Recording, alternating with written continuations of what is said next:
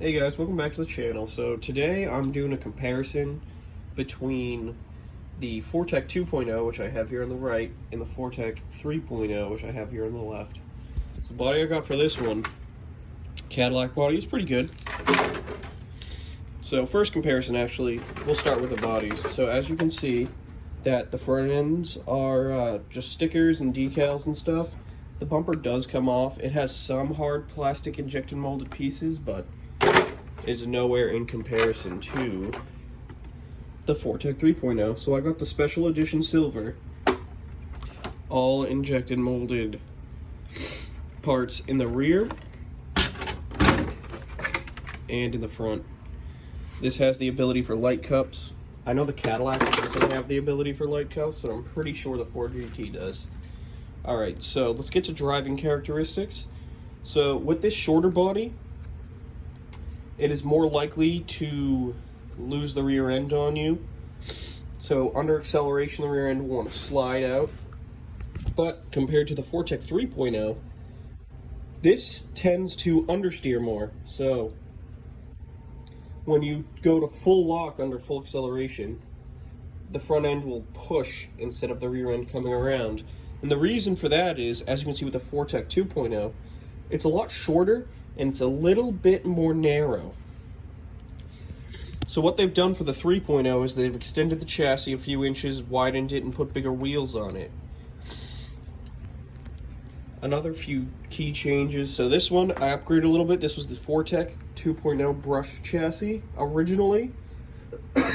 Sorry guys, I'm pretty sick. Originally it had an aluminum drive shaft and a brush system. Other than that, I've just done some repairs on it. This one is bone stock. I've only ran it a few times. So as you can tell, it comes with the steel drive shaft already, and it has a bearing to make sure that stays straight under acceleration. This one does not, and as you can see, there are wear marks against the ESC here, because sometimes it'll flap around. I have broken this center drive shaft, so this was a very good upgrade. So currently they still make both of these vehicles. So which one would you pick? Well, that's up to you. What do you want to do?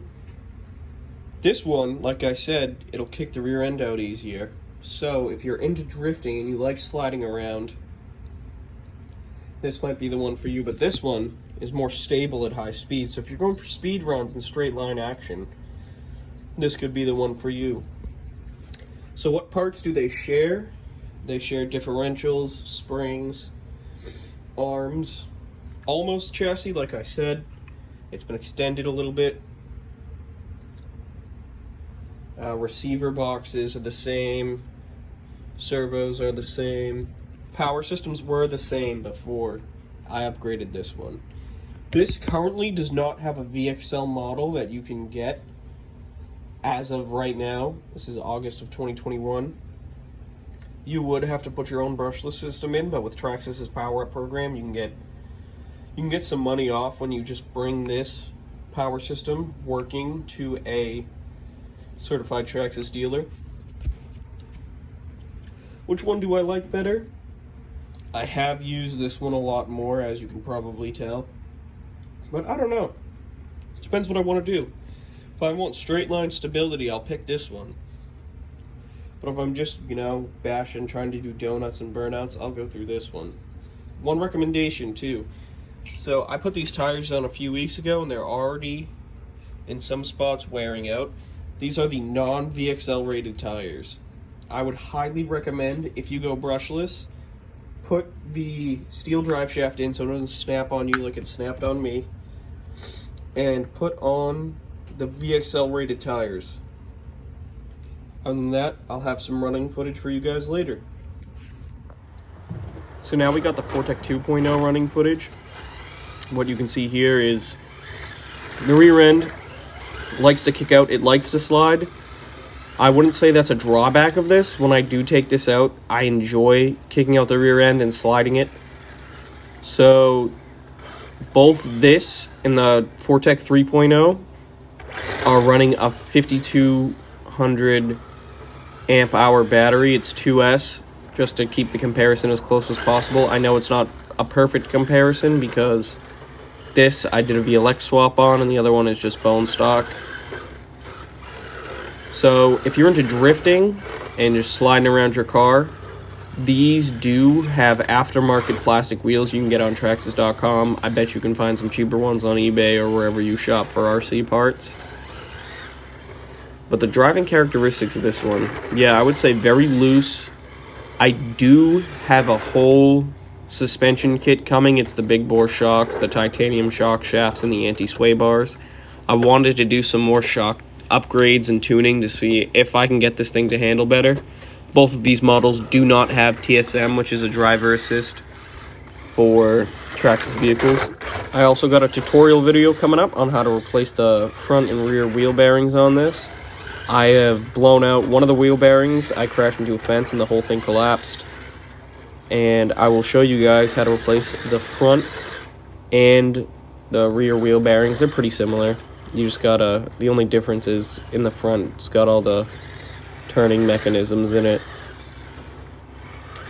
But this is a very reliable platform. I have broken a lot of parts on it, but that is due to just a lack of maintenance and just some hard crashes. Like, I run this thing for 2 years now. It's my most used RC. And I've run it in rain, I've run it in water, I've run it in snow, and where we are in the Northeast. During the winter, there's salt on the road, and it'll just eat away at your metals. Alright, what we got here is the Vortec 3.0 now. And if you look at it, under cornering, the corners are a lot wider because the understeer is pushing it through the corners versus kicking out the rear. That's the benefit of this platform compared to the 2.0.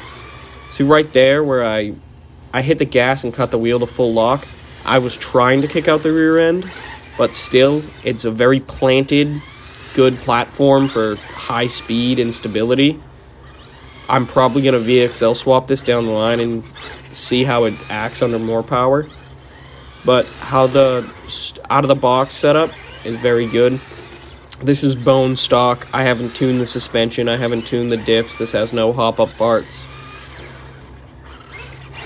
And this is a very good platform to start off with because the 2.0, you know, it's a little more loose. You got to be a little more dialed in and focused on how you ride it.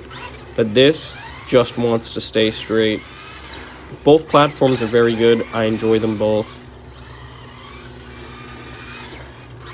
Things I would change about this platform, the only thing would just be more power, but that's just me.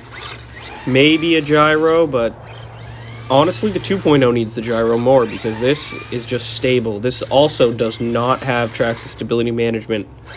This is just the TQ controller and a brushless system. Stay tuned for the future for upgrades and modifications on this. Now, just some running footage. Hope you enjoy it. Drop a like and a subscribe down below.